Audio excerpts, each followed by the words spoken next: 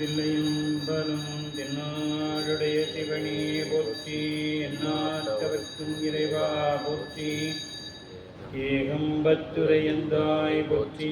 வாகம் பெண்ணொரு ஆனாய் போற்றி. காவாய் கனகத்திரளே போற்றி. கைலை மலையானே போற்றி போற்றி. வேத நெறி தலைத்தோங்க மிகு செய்வத்துறை விளங்க பூதப்பரம்பரை கொடிய புனிதமாய் மலர்ந்தழுத சீதவளர் வயற்புகழி திருஞான சம்பந்த பாதமலர் தலை கொண்டு திருத்தொண்டு பரபுவாம். திருநாவுக்கரசு வளர் திருத்தொண்டின் நெறிவாள வருஞான தவமுனிவர் வாகீசர் வாய்மை திகழ் பெருநாமச்சீர் பரமடுகின்றேன் பேருலகில் ஒரு நாவு குறை செய்த ஒன்னாமே உணராமே. நேசம் நிறைந்த உள்ளத்தால் நீளம் நிறைந்த மணிகண்டத்து ஈசன் அடியார் பெருமையினை எல்லா உயிரும் துளையெடுத்து தேசம் உய்ய திருத்தொண்டர் தொகை முன்பணித்த திருவாளன் வாசமலர் மென்களல் வணங்க வந்த பிறப்பை வணங்குவாம். எழுதரு மறைகள் தேரா இறைவனை எல்லில் கங்குள் கொடிதரு காலத்து என்றும் பூசனை விடாது செய்து தொழுதகை தலைமீதேற துளும்பு கண்ணீருள் மூழ்கி அழுது அடியடைந்தன்பன் அடியவன் கடிமை செய்வான். சீர்பரவு திருத்தொண்டர் தொகை விரிய வாக்கினால் சொல்ல வல்லவிரான் எங்கள் வாக்கிய பயனாம் பதிகுன்றைவால் செக்குளாரடி சென்னி இருத்துவான். கணன்கை இடை காக்கும் அகம்படி தொழுமை உண்டு நம் குரு வரவிற்குள்ளா முதல் குருநாதனாகி பங்கயம் துளவும் நாரும் வேத்திரப்படை பொறுத்த செங்கயம் பெருமான் நந்தி சீரடி கமலம் போற்றி.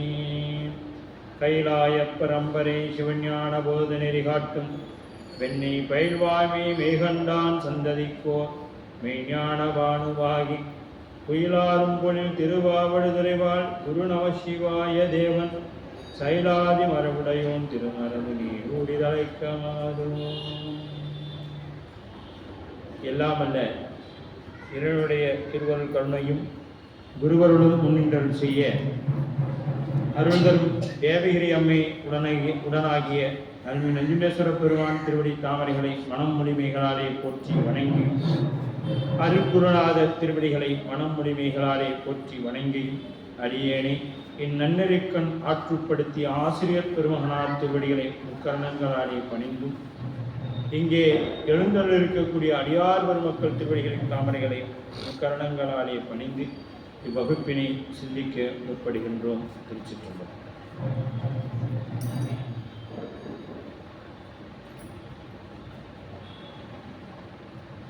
திருச்சிற்றம்பலம். நாம் திருக்குறிப்பு தொண்ட நாயனார் புராணத்திலே 70 பாடல்களை வரை சிந்தித்து நிறைவு செய்திருந்தோம். இப்பொழுது நாம் 71வது பாடலில் இருந்து இந்த புராணத்தை சிந்திக்க இருக்கின்றோம்.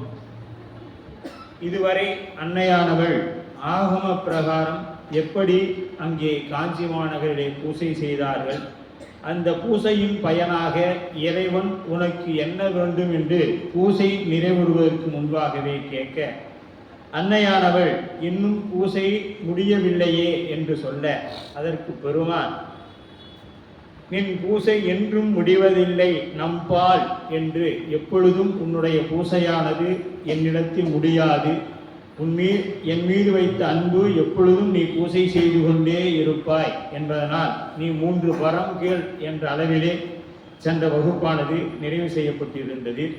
அதனை தொடர்ந்து 71வது பாடலிலிருந்து இப்பொழுது நாம் சிந்திக்க முற்படுகின்றோம்.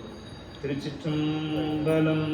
என்னரும் பெரும் வரங்கள் முன்பெற்று அங்கு எம்பிராட்டி தம்பிரான் மகிழ்ந்து அருள மண்ணின் மேல் வழிபாடு செய்து அருளி மனை அறம் பெருக்கும் கருணையினால் நம்மும் நன்னும் மண்ணுயிர் யாவையும் பல்க நாடு காதலின் நீடிய வாழ்க்கை புண்ணிய திரு காமக்கோட்டத்து பொழிய 30ஓடு 2 அறம் புறங்கும்.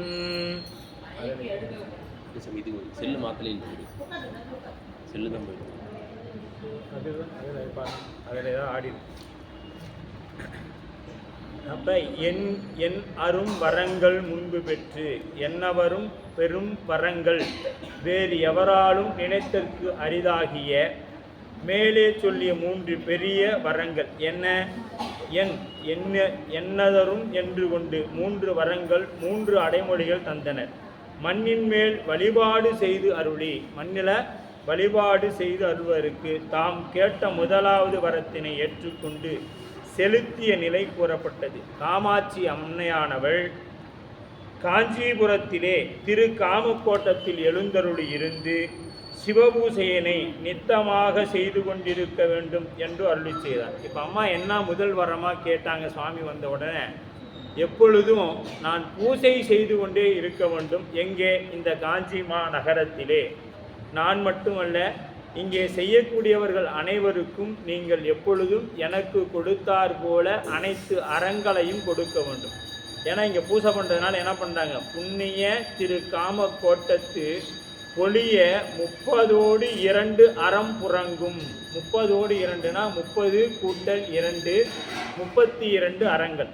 இதெல்லாம் என்ன அப்படிங்கிறத நாம் முன்னமே சிந்திச்சிட்டோம். 32 அறங்களில் ஒன்று முக்கியமானது என்ன சொன்னோம்? தலைக்கு நாம் எண்ணெய் வைத்து கொள்வதே ஒரு அறம். தாம்பூலம் ஒருத்தர் தரிக்கிறாங்க, அவங்களுக்கு சுண்ணாம்பு கொடுப்பது அறம், தண்ணீர் கொடுப்பது அறம், திரு அழகு வாங்கி கொடுப்பது அறம். இப்படி நமக்கு அந்த அறங்கள்லாம் நம்ம போய் தனியாக தவம் இருந்தோ அதுக்கு பொருளாதார செலவு பண்ணியோ செய்ய வேண்டிய நிலை இல்லை என்ற அளவில் நாம் பார்த்துருந்தோம். அதுபோல் இந்த காமக்கோவட்டத்தில் மண்ணின் மேல் வழிபாடு செய்து அருளி மறை அறம் பெருக்கும் கருணையினால், வழிபாடு செய்து அருளி மனையறம் பெருக்கும் கருணையினால். அப்ப அம்மையார் தாம் வேண்டி பெற்ற 2வது வரத்தினை கொண்டு செலுத்திய நிலை கூறப்பட்டது. நன்னும் மண்ணுயிர்கள், நன்னும் அப்படின்னா வினைக்கு ஈடான பிறவிகள். நாம் ஒவ்வொருவருக்கும் எப்படிப்பட்ட பிறவிகள் வாய்த்திருக்குன்னு பார்த்தோமா? நாம் முன்பு செய்த வினைக்கு ஈடா, நாம் இதற்கு முன்பு என்ன செய்தோமோ அதற்கேற்றார் போல கணவன், மனைவி, குழந்தை, சுற்றம். நாம இப்ப எது நடந்தாலும் என்ன காரணம்? அவங்க எல்லாம் காரணம் இல்லை. அங்க நடக்கக்கூடிய அத்தனை நிகழ்வுக்கும் நம்ம தான் காரணம். ஏன்னு கேட்டீங்கன்னா, நாம முன்னாடி ஒருத்தர்கிட்ட 10,000 ரூபாய் பணம் வாங்கி ஏமாத்திட்டு வந்திருந்தோமா, அவங்க இப்போ வந்து நம்மகிட்ட 10,000 ரூபாய் பணம் வாங்கி ஏமாத்திட்டு போயிடுவாங்க. நாம முன்னாடி ஒருத்தர் அடிச்சுட்டு வந்திருந்தோமா, அவங்க இப்போ வந்து நம்மளை அடிப்பாங்க. இப்போ யார் காரணம்? நாம காரணம். அப்ப நமக்கு என்ன வந்தாலும் என்னன்னு இருக்கணும், எல்லாம் சிவபெருமானுடைய திருவருள் கருணையினால் நடக்குது. இப்போ நம்மளே ஒருத்தர் கண்டவனி ஒன்றும் இல்லைங்க, நாம போறோம், ஒருத்தர் யாசகம் கேட்கிறாரு. யாசகம் கேட்கும் பொழுது நாம் என்ன சொல்லணும்? என்கிட்ட சில்லறை இல்லை அப்படின்னா அவர் பாட்டுக்கு என்ன பண்ணுவாரு?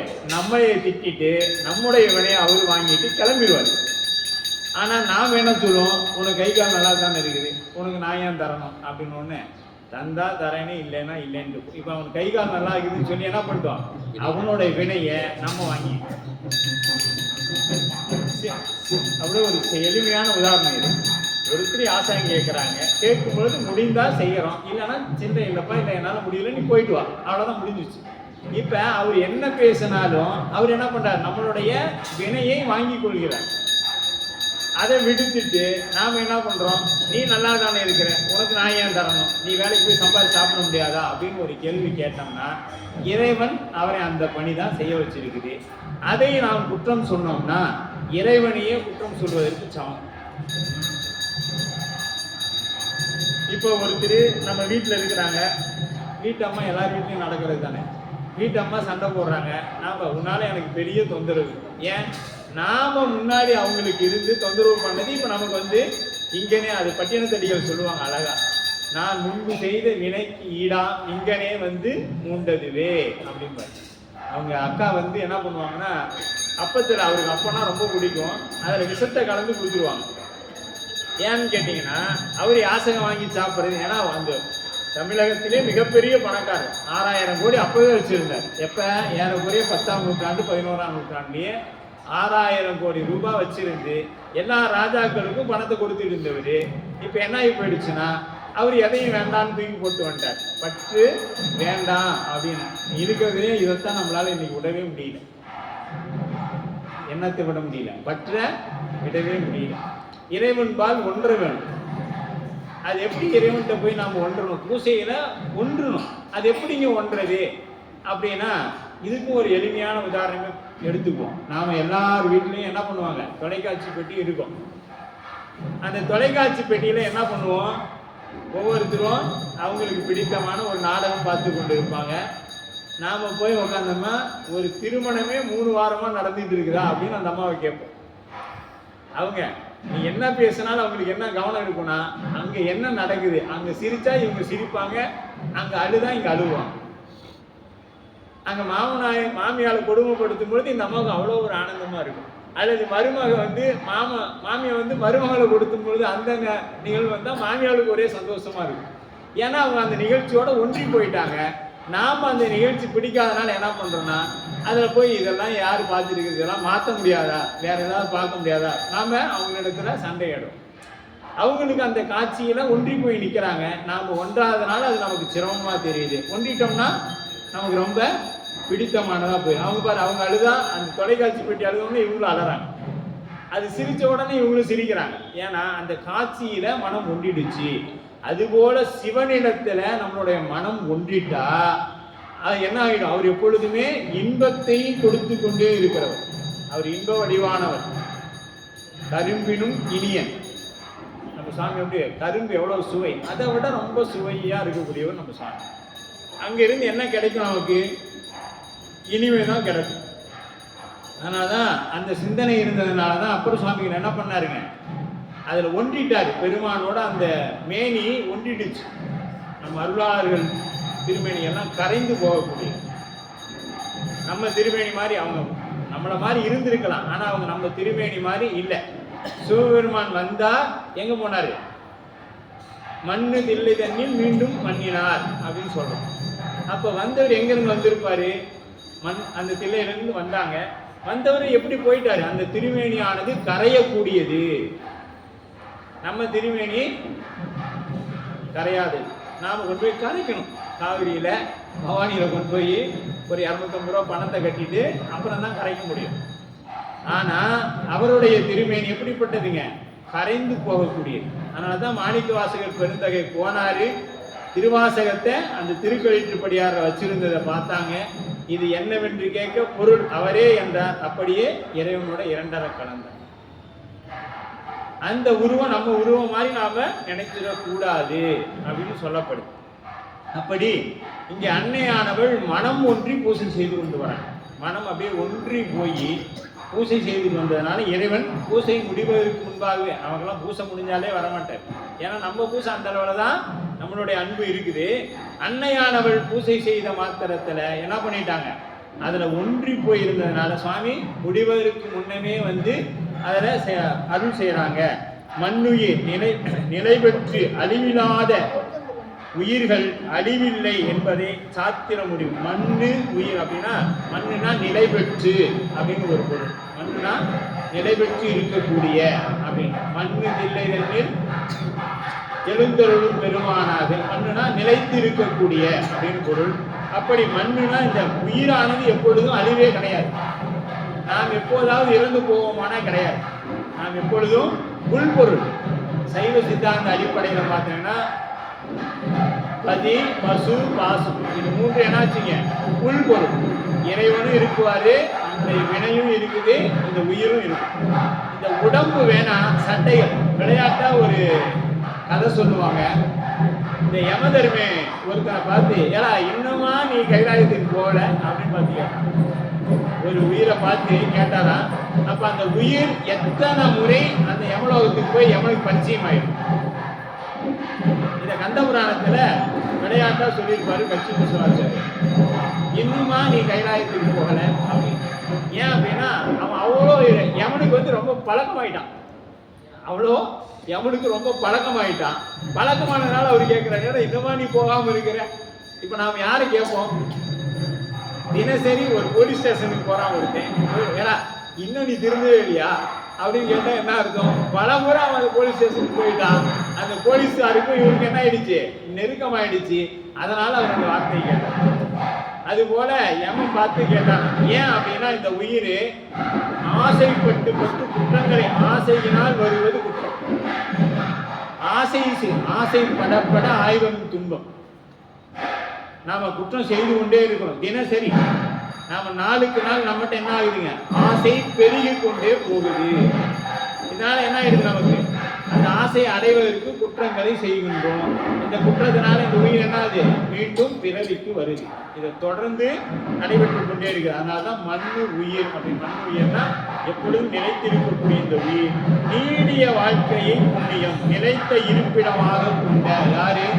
அன்னையானவள் இந்த உயிர்களை எல்லாம் கடை தேற்ற வேண்டும் என்று எண்ணி காஞ்சி மாநகரிலே நிலைத்து இருக்க நீடு பூசை பண்றாங்க. நீடுனா நீண்ட காலமா பூசை செய்து கொண்டு வராங்க. புண்ணியம் பெற்ற புண்ணியத்தை தருகின்ற புண்ணிய உருவாகியது காமக்கோட்டம். இந்த காமக்கோட்டத்தை பற்றி வீரட்ட சகம் படலம் அப்படிங்கிறதுல காமக்கோட்ட பெயர் காரணம்னு கச்சிப சிவாச்சாரியார் அருள் இருக்கிறாங்க. அந்த பாடல் 10ஐயும் சிவகவிமணியா எடுத்து கையாண்டு இருக்கிறார். இந்த பாடல்கள் 10ஐயும் சிவகவிமணி ஐயா அவர்கள் எடுத்து கையாண்டு இருக்கிறாங்க. வீரட்டகாச படலம் அப்படின்னு சொல்லி 10 படலங்கள் 10 பாடல்கள் இருக்குது. காமக்கோட்டை பெயர் வர காரணம் அப்படின்னு சொல்றாங்க. இந்த காமக்கோட்டைன்னு ஏன் சொல்றாங்க அப்படிங்கிறது, காமக்கோட்டை ஒரு முறை அட்ட காமமாம் தரும் குருநாத் தமக்கு அத்தருமம் கருபயன் கோடி அதனில் கடல தடக்கிளி கடம்படும் கலலி பெருவரை வதன பிள்ளையை குகனே பெற்றவள் அமர்பிளம் அதுதான் கருதரு காமக்கோட்டம் என்னுடையில் காரண பெயரினால் பயந்து அப்படின்னு. அன்னையானவள் வரும்பொழுது என்னாச்சு? அந்த மண்ணு வாசு என்கின்ற பாம்பு என்ன ஆயிடுச்சு? நீ பூசை பண்றதுக்குரிய இடம் என்னுடைய இடம் தான், வா அப்படின்னு சொல்லி பிளம்னா என்ன பிடிச்சுக்கணும். காமம், அந்த காமக்கோட்டம்ங்கிறது எங்க? பிளம், அந்த பிளவம் என்கின்ற சொல்லப்படக்கூடிய அந்த வாசியான இடத்துல இருந்துதான் அன்னையானவள் பூசை செய்தாங்க அப்படின்னு சொல்லப்படும். அப்படிப்பட்ட காமக்கோட்டத்தில் இறங்கி, இது எதனால அப்படின்னா காரண பெயராக நமக்கு அங்க வந்து, அன்றியும் காமற் கிரைவர் தாதனார் அனைவார் கோடியார் தரளம் என்று ஓர் இயல்பின் எங்கனம் விரவி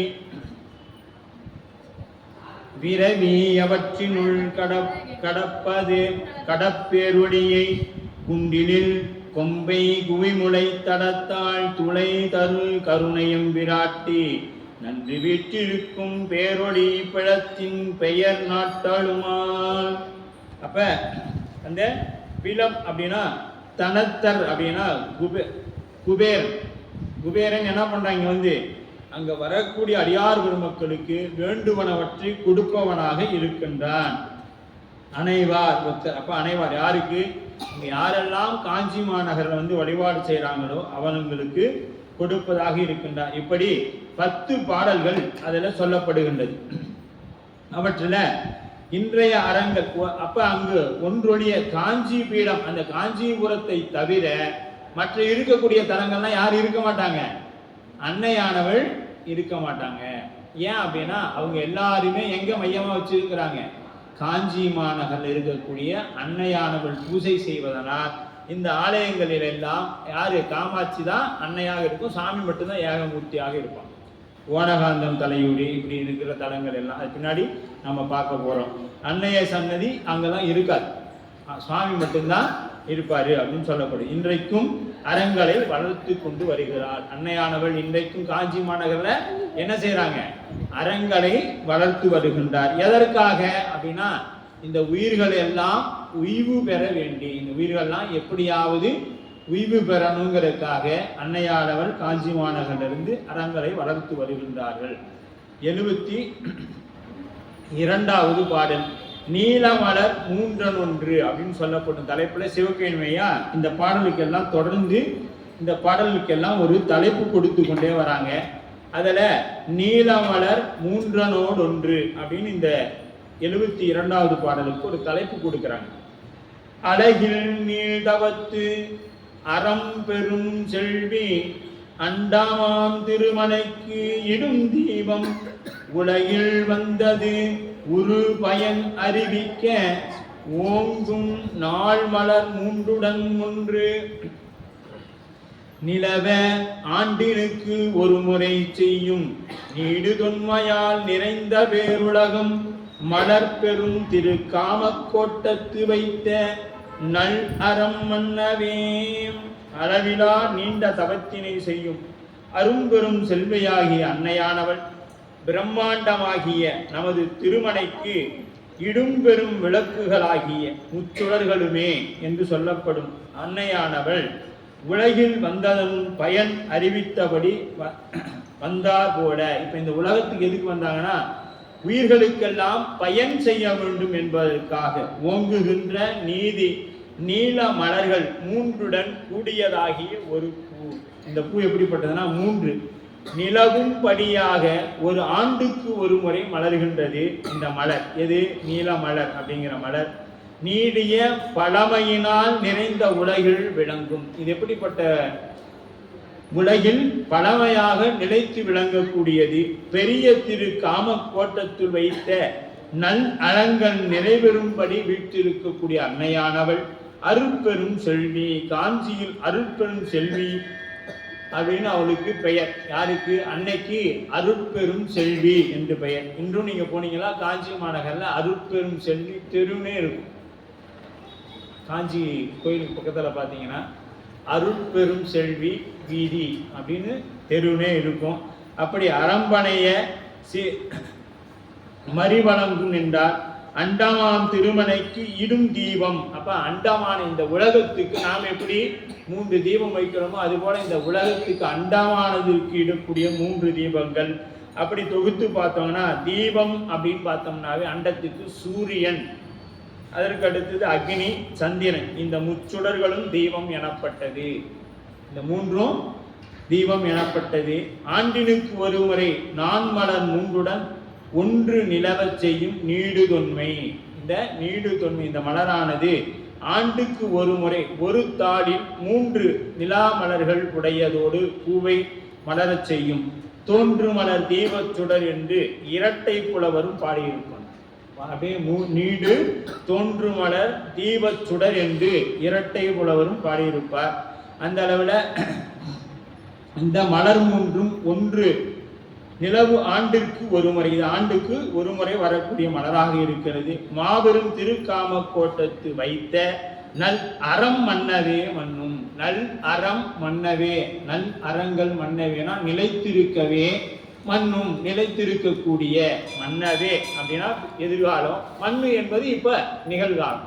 ரெண்டையும் இந்த இடத்துல சொல்றான். அறங்கள் நல் அரங்க வைத்த அப்படின்னா இறந்த காலம், நல் அறம் மன்னவே எதிர்காலம், மண்ணும் நிகழ்க 3 காலத்திலும் இருந்து செய்யக்கூடியதாக இந்த பூசை இருக்குது. எங்க? திருக்காமக்கோட்டத்தில்.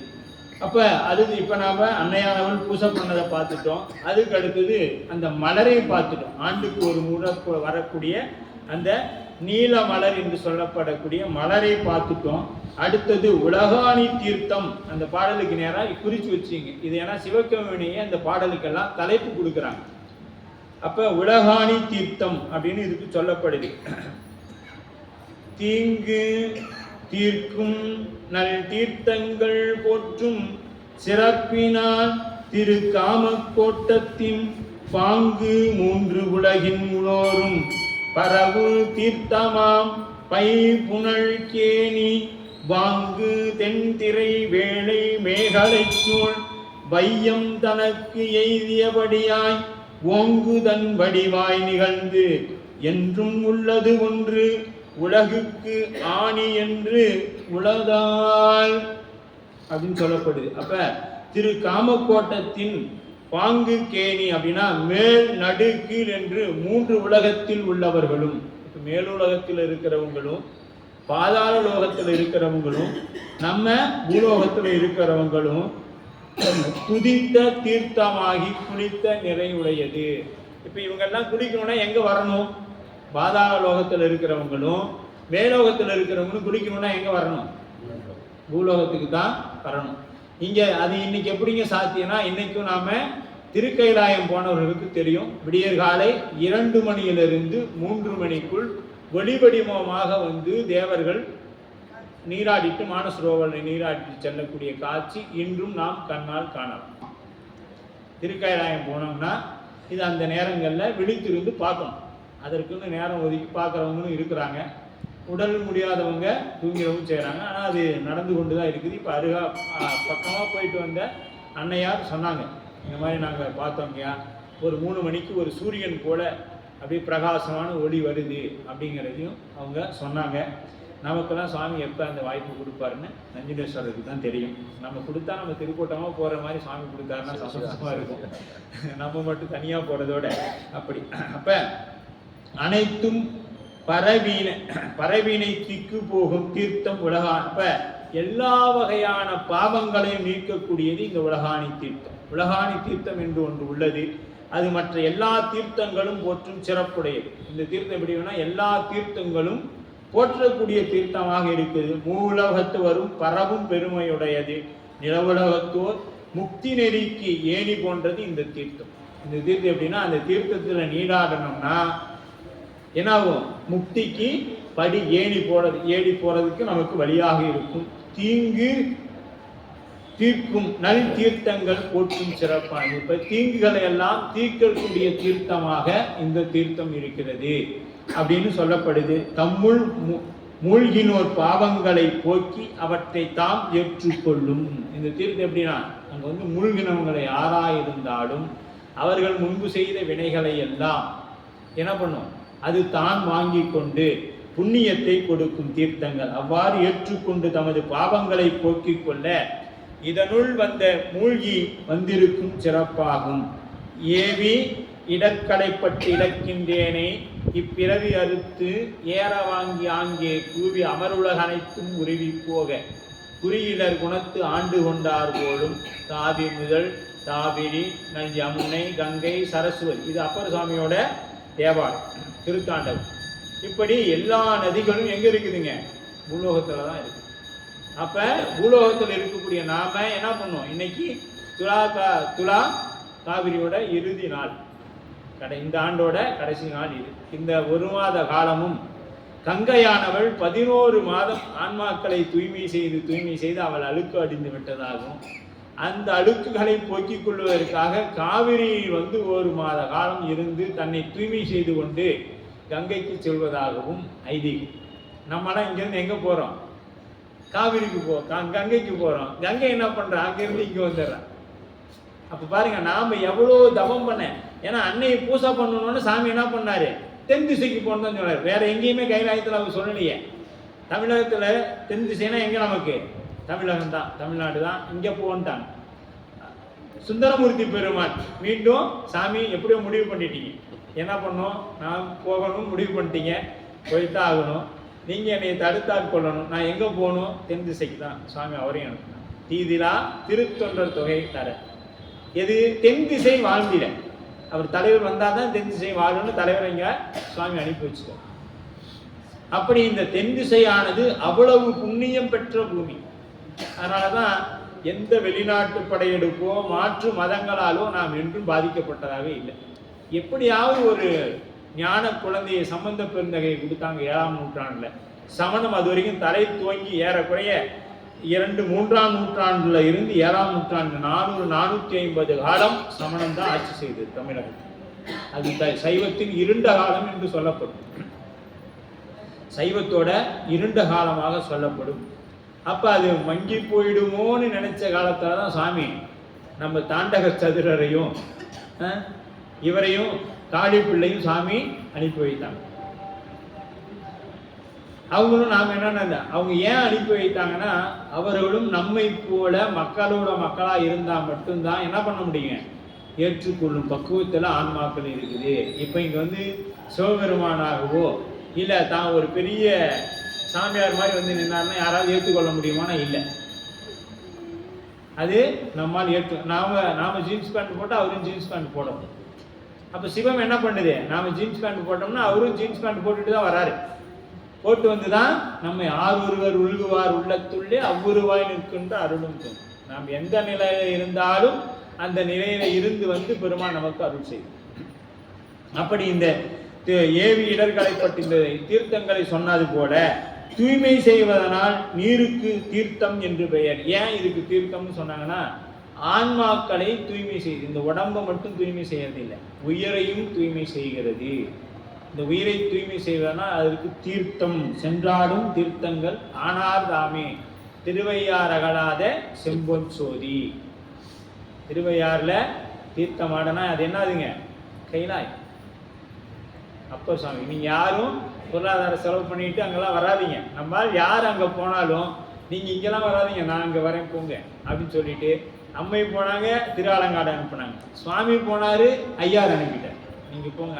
இதெல்லாம் எதுக்குன்னா நாமெல்லாம் அங்கே போய் பார்க்க மாட்டோம்னு சாமி தெரிஞ்சிருச்சு. இப்போ இவங்கெல்லாம் அங்கே இருக்கிற கோயிலுக்கே போகிறதுக்கு செலவு பண்ணுறாங்க. வீட்டுக்கு பக்கத்தாலேயே கோயில் இருக்கும், அதுக்கே வாரத்தில் ஒரு நாள் பிரதோஷத்துக்கு போனால் போதுன்னு இருக்கிற ஆளுங்க நம்மளே தேடி இவ்வளோ தூரமாக வர போகிறாங்க. பிற்காலத்தில் இதெல்லாம் நடக்காதுன்னு சாமி அப்போவே முடிவு பண்ணிட்டாங்க. அப்புறம் சாமி காலத்திலேயே நீ வந்து நாம கடைசி, இதுக்கு மேலே யாரும் என்னை தேடி வரமாட்டான். அதுக்கு ஏன்னா அதுக்கு ஒன்று ஃப்ளைட் செலவாகும், அதுக்கு வர மாட்டேன்பா. இல்லைன்னா கிளைமேட் ஒத்துவலை சாமி, எனக்கு உடம்பு ஒத்துழைக்காத நவுந்துருவான். அதனால் நானே அங்கே வந்துடுறேன் இருக்கிற இடத்துக்கு. நம்ம சாமி உலகத்திலேயே என்ன சொல்லலாம், ஒன்றா நம்ம இழிச்சு வாங்கி நம்ம சாமி தான் உலகத்திலேயே. ஏன்னா நம்மளையெல்லாம் நம்பி ஏமாந்து போய் மீண்டும் ஏமாந்துட்டே இருக்கிறார் அப்படின்னு நாம் நினச்சிட்டு இருக்கிறோம். அவர் நம்மளை பற்றி எல்லாம் நல்லா தெரியும். இது எவ்வளோ சோம்பேறித்தனப்படும், இது என்னெல்லாம் செய்யாது அப்படின்னு நினச்சிக்கிட்டு அவர் என்ன பண்ணிட்டாரு, ஐயாருக்கே வந்துட்டார். நான் இங்கேயே வந்து உங்களுக்கு காட்சி தரேன், ஆடி அமாவாசைக்காச்சும் வந்து பார்க்குறீங்களா அப்படின்னு பார்க்குறேன் அப்படின்னு சொல்லிட்டு அவரு அங்கேயுமே வந்துட்டாரு. அப்படி இந்த தீர்த்தங்கள் எல்லாம் நம்மை தூய்மை செய்வதற்காக வந்தது. எக்காரணம் பற்றியே சிவபெருமானுக்கு தீர்த்தன் என்று, இதனால தான் சிவபெருமானுக்கு என்ன பேருங்க, தீர்த்தன் அப்படின்னு பேர். ஆத்த பிறவி துயர்களை நாம் ஆத்தாடும் தீர்த்தன் தில்லை சிற்றம்பலத்தை தீயாடும் கூத்தன் இவானும். இப்போ இந்த தீர்த்தத்துக்கு முக்கியமான மாதம் எங்கே ஆயிடுச்சு, பக்கமாக நெருங்கி ஆயிடுச்சு. இன்னும் கரெக்டாக ஒரு 30 நாள் இருக்குது, சரியாக 30 நாட்கள் இருக்குது. மார்கழி மாதத்தில் அப்படி எந்திரிக்கணும், நேரமாக எந்திரிக்கணும். அதில் அந்த தோழிகள் சொல்லுவாங்க பாருங்க, நாளைக்கு நான் சாமியை பார்க்க வரேன், எழுப்பு. நீ எழுப்புனா தான் தூக்கம் வருது, எல்லாரும் வந்தாரோ கேளு அப்படின்பாங்க திருவெண்பாவை சிந்திச்சோன்னா. அந்த அம்மா தான் முதல்ல சொல்லியிருப்பாங்க, நாளைக்கு நம்ம எல்லாம் கோயிலுக்கு போகலாம். ஆனால் அம்மா என்ன பண்ணுறாங்களாம், அந்த மலர்படுக்கையில் படுத்து தூங்கி கொண்டே இருக்கிறாங்களாம். அவங்க வந்து கூப்பிட்ட உடனே எல்லாரும் வந்துட்டாங்களா எண்ணிட்டு சொல்லு அப்படிங்கிறாங்க. நம்ம சொன்ன எல்லாரும் வந்துட்டாங்களா, ஏன்னா அது வரைக்கும் இப்போ நாம் அப்படித்தானே பண்ணுவோம். காலையில் ஒரு எல்லார் வீட்டுக்கிட்டையும் ஆலயங்கள், சின்ன சின்ன மாரியம்மன் கோயிலெலாம் இருக்கும். அங்கெல்லாம் என்ன பண்ணுவாங்க, 4 மணி ஆனால் ஒரு மேல சத்தத்தோட ஒரு ஆரணை 2 ஆரணை வச்சு பாடும். அந்த பாட்டை கேட்ட உடனே தான் என்ன பண்ணுவோம், பெட்ஷீட் விலகி இருந்தது எடுத்து நல்லா போத்தி போடுவோம். அப்போ தான் நல்லா தூங்கினாதான். அப்போ ஒரு குட்டி தூக்கம், ஒரு 1/4 மணி நேரம். அந்த சத்தம் கேட்ட முன்னாடி அப்போ தெரிஞ்சிருச்சு 4 மணிக்கு போனால் தான் நம்ம எந்திரிச்சு வழிபாடு பண்ணிட்டு போக முடியும்னு தெரியும்.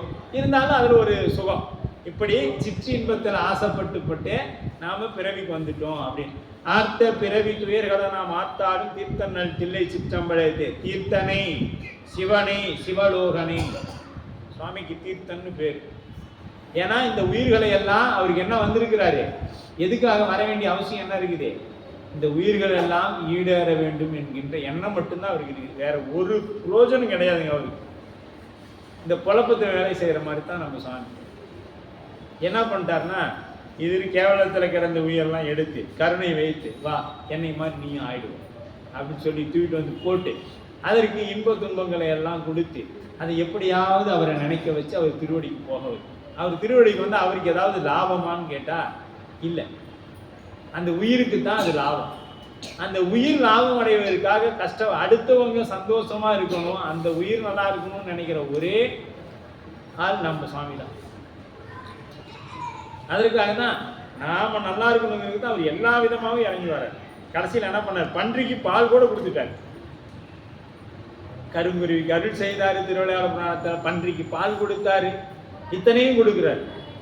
ஏன், நாம் எப்படியாவது பன்றி மாதிரி இருந்தாலும் பரவாயில்ல, வா உன்னை கடத்தேத்து கொண்டு போ, இப்படி எல்லாம் செய்கிறார். ஏன்னா நண்டு பூசை பண்ணதெல்லாம் பார்த்தோம். இப்போ கழுத பூசை பண்ண கரவீரம், இப்படி எத்தனையோ ஆலயங்கள் அந்த 5 அறிவு 4 அறிவு இருக்கிற ஜீவன்லாம் பூசை பண்ணுது. 6 அறிவு இருக்கிற நாம 60 வயசு ஆனாலும் என்ன பண்றோம்? அனுஷ்டானமே எடுக்க மாட்டேங்கிறோம். இன்னும் கொஞ்ச நாள் ஆகட்டும், பேராண்டி ஒரு கல்யாணம் பண்ணிடுறேன், இப்படிதான் நம்மளுடைய நிலையானது இருக்கிறது. 7 வயதானா திருநீர் பூசுற அங்கீகாரத்தை பெற்றணும். அதில் இருந்து ஒரு 10 வருஷம் ஆயிடுச்சுன்னா என்ன பண்ணணும்?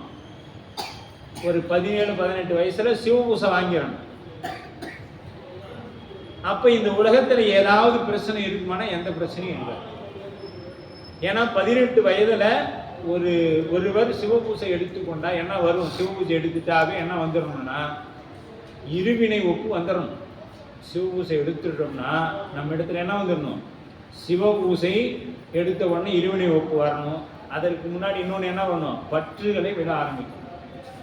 இப்போ இங்கே நடக்கக்கூடிய அத்தனை பிரச்சனைகளுக்கு என்ன காரணம் அப்படின்னு ஆய்வு செய்தோம்னா பற்றுகள். இந்த பற்றை விட்டுட்டோம்னா நாம் என்ன ஆயிடலாம்? இறைவனை எளிதாக அடைந்துடலாம். அதற்கு உண்டான பயிற்சிகள் நாம் எடுக்கணும். அப்போ இதெல்லாம் எங்கே நடக்கும்னா சிவபூசை எடுத்தால் நடக்கும். ஏன்னா நமக்கு சமய திக்கில எல்லாருக்கும் சொல்லுவாங்க, நமசிவாயத்தை தான் முன்னாடி வச்சு சொல்லியிருப்பாங்க. சிவபூசை எடுக்கும் பொழுது சீய முன்னாடி வச்சு சொல்லுவோம், சிவாய நம அப்படின்னு. அதை பற்றி பயிற்சி பெற்று வர அதுதான். அதற்கு பிறகு நமக்கு குருநாதர் திருவருள் கருணை வைக்க குருநாதர் கூப்பிட்டு என்ன சொல்லுவாங்க? நமக்கு உண்மை தீக்கை கொடுப்பாங்க. அது முக்தி பஞ்சாட்சரம். அப்போ சிவாய நம்ம சொன்னால் முக்தி பஞ்சாட்சரம் இல்லையா அப்படின்னா திருவருள் பயன் 85வது பாடல் போனீங்கன்னா சொல்லுவார், முக்தி பஞ்சாட்சரமே சிவாய நம்ம சொன்னாவே போதும். ஏன்னு கேட்டிங்கன்னா அது ஒரு அப்படியே எழுதி பார்த்தீங்கன்னா தெரியும். அது திருவருள் பயனில் 85வது பாடலில் சொல் சி வ ஏ ந ம அப்படின்னா இந்த யாவை மட்டும் வட்டம் போட்டு வச்சுங்க. சி வ அப்படிங்கிறது எது? சிவமும் திருவருளும். யாங்கிறது எது? உயிர். நாமாங்கிறது மலம். இப்போ 3 வந்துருச்சு. எது? பதி, பசு, பாசம். இது 3 வந்துருச்சு. இப்போ நாம் எதை சாடுறோங்கிறது தான் நம்மளோட முடிவு. இந்த பக்கம் சிவம் இருக்குது, இந்த பக்கம் பாசம் இருக்குது. பாசம் வேணும்னா இந்த பக்கம் போய்க்கலாம், சிவம் வேணும்னா இந்த பக்கம் போய்க்கலாம். நமக்கு அதனால தான் அந்த யா பாருங்க இப்படி இருக்கும், 2 கை வச்ச மாதிரி இப்படி நீட்டி பாருங்க. இப்போ இந்த மட்டும் எடுத்து பாருங்க, யா மாதிரி இருக்குதா? இந்த பக்கம் போனால் சிவம், இந்த பக்கம் திரும்பிட்டோம்னா பாசம். எதுன்னு நாம் முடிவு பண்ணிக்கலாம். எதுன்னு முடிவு பண்ணிக்கலாம். பாசம் வேணும்னா மீண்டும் பிறவிக்கு தயார். இந்த பக்கம் சிவத்தை பிடிச்சோன்னா இத்தோட முடிஞ்சிச்சு, இத்தோட நம்ம நிலை முடிஞ்சிச்சு அப்படின்னு சொல்லப்படுது. அப்ப என்ன பண்ணாங்க? அந்த தீர்த்தங்கள் எல்லாம் நம்மை அந்த நீக்குவதற்காக வேலையை செய்யும். வேலை மேகலை உருவம் எழுகோனோ மேகலை என் கோவை காஞ்சி அப்படிங்கிறார். அந்த கோவை காஞ்சி மாநகரில் வழிபாடு செய்ததும் நமக்கு என்னத்தை தரும்? அறங்களை கொடுக்கும். அதற்கடுத்து இது தீர்த்தங்கள் ஆடினாலும் நம் பிறவி வினை நீக்கம் பெறும். எய்தியபடியார்.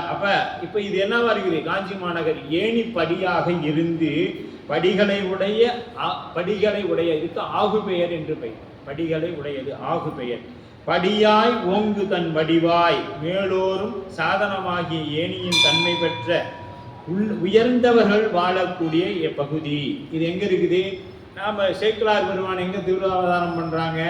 அங்க தொண்டை நன்னாட்டில் தான். அப்படி மேலோங்கிய மரம் கீழ் நோக்கிய கிணறும் சிறப்புடைய. இப்போ நாம இந்த சிவத்தை பிடிச்சோம்னா எங்க போவோம்? சிகரம் மேலே போகக்கூடியது அது. இந்த மாவை பிடிச்சோம்னா எங்க போகக்கூடிய? பாதாளத்துக்கு போகலாம். நாம சிகரத்துக்கு போகலாமா பாதாளத்துக்கு போகலாமான்னு முடிவு பண்ணணும். சரிங்களா?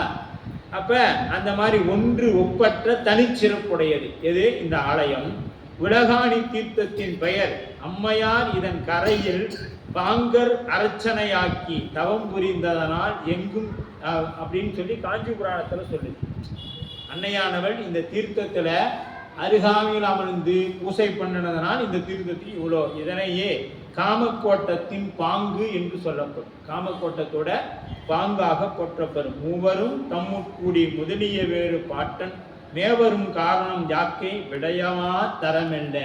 அவை வரங்கள் பெற்ற வரத்திற்கே முன்று பரவுதல் வடிவம் ஓங்கி என்று சொல்லப்படும். அது மட்டும் இல்லை, உலகாணி கரையில் பாங்கர் என்பது காஞ்சி புராணம். உலகாணி கரையில் பாங்கர் என்பது காஞ்சி புராணம். உலகம் தன் வடிவாய் விளங்கப்பெற்று உலகாணி என்பார் சங்க தீர்த்தம் என்பது கந்த புராணத்துல சொல்லப்படும். இது எங்க சொல்லுவீங்க? கந்த புராணத்துல முருகப்பெருமான் காஞ்சியை வழிபாடு செய்யும் பொழுது இது சொல்லப்படும் கந்த புராணம். அப்ப சிறப்பினால் பாங்கினால் வடிவம் நிறைந்தது இந்த பாடலாகும். இப்ப இது என்ன ஆயிடுச்சுங்க? சிறப்பினால் பாங்கினால் வடிவம் நிறைந்ததாக இந்த தீர்த்தம் இருக்கின்றது. அடுத்தது 74வது பாடல். இதுக்கு திசை மயக்கம் என்று பெயர் கொடுக்கிறார். திசை மயக்கம், திணை மயக்கம்னு நாம் இதெல்லாம் பார்த்தோம். நெய்தல், பாலை, இப்படி 4 வகையான நிலப்பரப்பு கொண்டது தொண்டை நன்னாடு. இதுல திணை மயக்கம் யாராவது இங்க பதில் சொல்றாங்க? வேற காணும் டீச்சர். திணை மயக்கம்னா என்ன அப்படின்னு பார்த்தீங்கன்னா, இப்ப புலி எங்க இருக்கணும்? காட்டுல இருக்கணும். யானை எங்க இருக்கணும்? காட்டுல இருக்கணும். ஆனா அந்த வயலுக்கு வருதே, இப்ப காட்டுல வாழக்கூடியது எங்க வந்துருச்சு? வயலுக்கு வந்துருச்சு. இதற்கு தான் திணை மயக்கம் என்று பெயர். அங்க பார்க்க வேண்டிய பொருளை நாம் இங்க பார்த்தோம்னா அதற்கு திணை மயக்கம் என்று பொருள். அது மாதிரி இங்க திசை மயக்கம் என்று சொல்றார் இந்த பாடலை. அந்தமின்றி நல் அறம் புரிந்து அளிக்கும் அன்னை தன் திருக்காமக்கோட்டத்தில் வந்து சந்திர சூரியர் மீது வழிகொளாது அதன் மருங்கு போதலினால் சந்திர மாதிரம் மயக்கி எம்மருங்கும் சாயை மாற்றிய தன் திசை மயக்கம் இந்த மாநிலத்தவர் எல்லாம் காண என்றும் உள்ளது ஒன்று இன்று ஆங்கு உளதாம். இப்ப என்ன ஆயிடுச்சு? இந்த காஞ்சி மாநகரத்து மேல என்ன வராதுங்க? சூரியனும் சந்திரனும் மாறி மாறி அந்த நகருக்கு போகாம விலகி போறாங்க. அதனால அதற்கு திசை மயக்கம்னு இதுக்கு பேர் வச்சாங்க. அறம் அந்தமின்றி புரிந்து அப்படின்னா என்றும் முடிவில்லாதபடி அறம் செய்து கொண்டு வராங்க அன்னையனார். அறம் முடிவில்லாதபடி செய்து வருகின்ற முன்பு எல்லா அறமும் யான் செய்ய வேண்டும் இடையறா அறம். இடையறா அன்பு அப்படின்னா என்னாச்சுங்க? இடையறா அன்பு எனக்கு வேண்டும் அப்படின்னா இறைவனை வழிபாடு செய்வதற்கு இடையறா அன்பு வேணும். இமைப்பொழுதும் என் நெஞ்சில் நீங்காதான் தாழ்வாழ்க. சுவாமி எங்க வச்சு பூசை பண்ணணும்? சிவபூசை எடுத்த நண்பர்கள் நெஞ்சத்துல வச்சு பூசை பண்ணணும். நான் இல்லைங்க, சுவாமி திருமேனி கொடுத்தாரு சொன்னாரு, அதை வச்சு பூசை பண்ணிட்டேன், அவ்வளோதான், முடிஞ்சிச்சு. அப்போ நம்மளும் முடிஞ்சிச்சு தான். நாமளும் என்ன பண்ணோம்? இன்னும் ஒரு அப்படியே என்ன எழுதப்பட்டிருக்குதோ இது என்ன சொல்லுவாங்க, நம்ம சின்ன வயசுல இருக்கும் பொழுது அந்த புத்தகத்தில் இருக்கிறத பார்த்து அப்படியே எழுதுறது. அடிச்சாங்க சொல்லிட்டாங்க நிறைய அதில் இருக்கிறது. அப்போ எனக்கு குருநாதர் கொடுத்தாங்க, இதுதான் பூசை பண்ண சொன்னாங்க, பண்ணுறேன், அவ்வளோதான். அதில் என்ன முன்னேற்றம் வந்தது? அதைப்பா பூசை பண்ண அன்பு அதிகமாகணும். அன்பு அதிகமாக என்ன பண்ணணும்னா அவரை பற்றி நிறைய தெரிஞ்சுக்கணும். அப்படின்ட்டு தேவாரம், திருவாசகம், சாத்திரங்கள் எல்லாம் படித்தோம்னா தான், நமக்கு உணர்ந்தாதான் அவரை பற்றி தெரிந்து கொள்ள முடியும். தெரிந்து கொண்டாதான் என்ன பண்ணுவோம்? உள்ளத்தில் வச்சு நம்மளால பூசை செய்ய முடியும். இதற்கு என்ன வேணும்? சுவாமி மேல அன்பு வேணும். அன்பு இருந்தா இன்பம் தானா கிடைக்கும். அதனாலதான் மாணிக்கவாசகர் அன்பே அப்படிம்பார், என்னுடைய அன்பே. சுவாமி சொல்லும் பொழுது என்ன சொல்லுவாங்க? என்னுடைய அன்பே. அப்ப அன்பு வந்துருச்சுன்னா என்ன ஆகும்? நமக்கு இன்பம் தானா கிடைச்சிடும். அன்பு இல்லைன்னா அப்புறம் வம்பு வந்தா துன்பம் வரும். ஆமா, வாவை தூக்கிட்டு வாவை போட்டோம்னா இந்த ஈய தூக்கிட்டு தூவ போடணும். ஆமா, வம்பு வந்துச்சுன்னா இங்க துன்பம் வரும். அப்படிதான் இருக்கும். அறம் புரிந்து அந்தமின்றி அழிக்கும். அறங்களை செய்து அதனால் உயிர்களை அழிவில்லாமல் ஏன் அறம் செய்யணும் அன்னையானவன்னா? உயிர்கள் அழிவில்லாத நிலையை பெறணும்.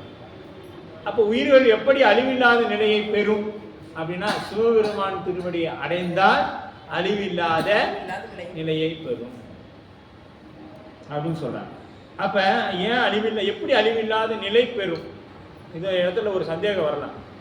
இப்ப இந்த ஆணவம் எல்லாம், இப்ப இந்த உயிர்களுக்கு இருக்க ஆணவம்லாம் எங்க போகும் அப்படின்னு பாத்தீங்கன்னா, இப்ப இந்த இடத்துல இந்த மின் விளக்கை எல்லாம் அணைச்சிட்டோம்னா என்ன ஆயிடும்? இருள் சூழ்ந்துடும். இப்ப இந்த இருள் எங்க போய் ஒடுங்கி நிக்குது? அப்படின்னா அங்க பாருங்க அந்த லைட்டுக்கு பின்னாடி போய் நிற்கும். அப்ப பேரொளி பிளம்பாகி சிவத்தின் முன்பாக நம்முடைய ஆணவ இருள் அடங்கி நிக்குது. அது என்ன பண்றாருன்னா சுவாமி இலை விடாம முதுகு மேல ஒருத்தர் முதுகு தண்டுல ஏறி நின்றுட்டீங்கன்னு வச்சுங்க, அவனால எதுவுமே பண்ண முடியாது.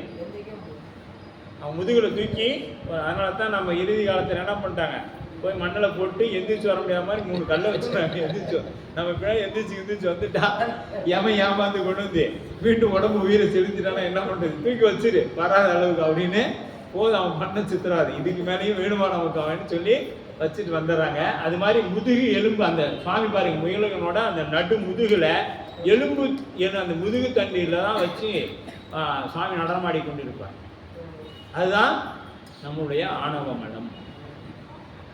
அப்ப அதை எந்திரிக்க விடாம இறைவன் என்ன பண்ணிக்கிறாரு, அடக்கி வைத்து கொண்டிருக்கிறார். அப்ப இந்த பொருள் ஆணவங்கிறது எங்க இல்லாம போகல, என்ன ஆகுது, அடங்கி நிக்குது. எங்க பெருமான் திருவடிக்கு கீழே அடங்கி நிக்குது அப்படின்னு சொல்லப்படுது. அப்படி அழிவில்லாமல் நம்மை காக்குகின்றதற்காக இறைவியானவள் அறங்களை செய்து வருகின்றார். காஞ்சி மாநகரிலே சந்திர சூரியன் வந்து அதன் மீது வழிகொள்ளாது மருங்கு போதலினால் இதற்கு என்ன போகுதுங்க, திசை மயக்கம்னு இந்த பாடலுக்கு சிவகுமணியா பெயர் சுட்டிக்கிறாங்க. என்னன்னா சந்திரனும் சூரியனும் அங்க வந்து என்ன வருங்க, மீது வழிகொள்ளாது அந்த மேல போகாம திசை மாறி போறாங்க, வேற பக்கமா போறாங்க.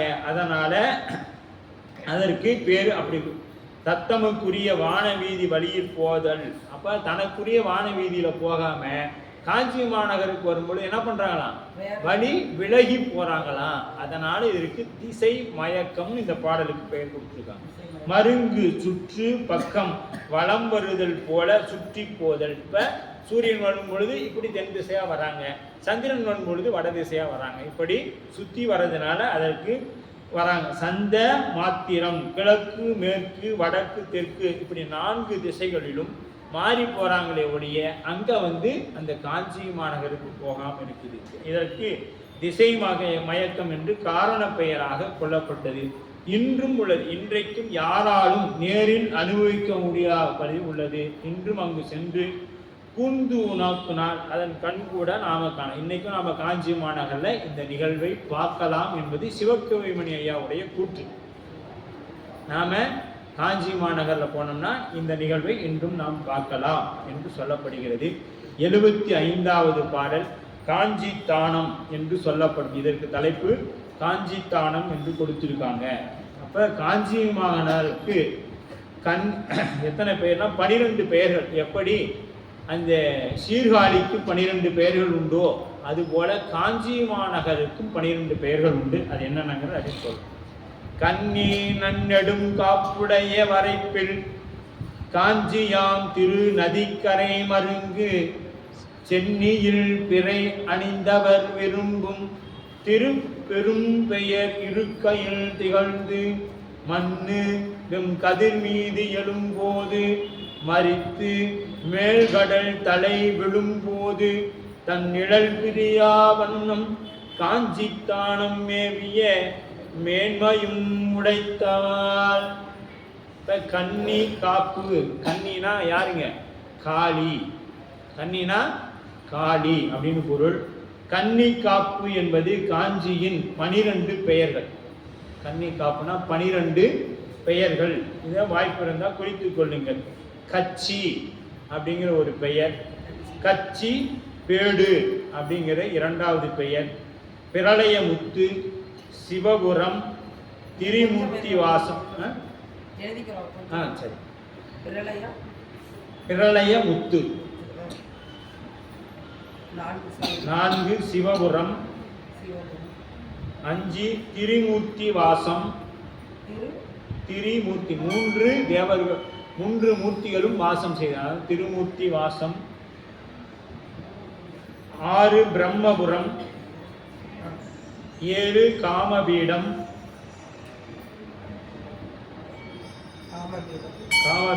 8 சகர்சாரம். 9 சகல சித்தி. 10வது பெயர் கன்னி காப்பு.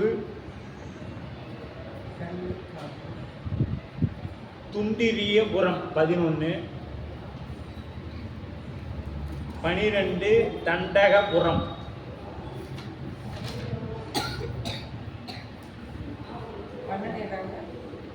தண்டபுரம், தண்டகபுரம்.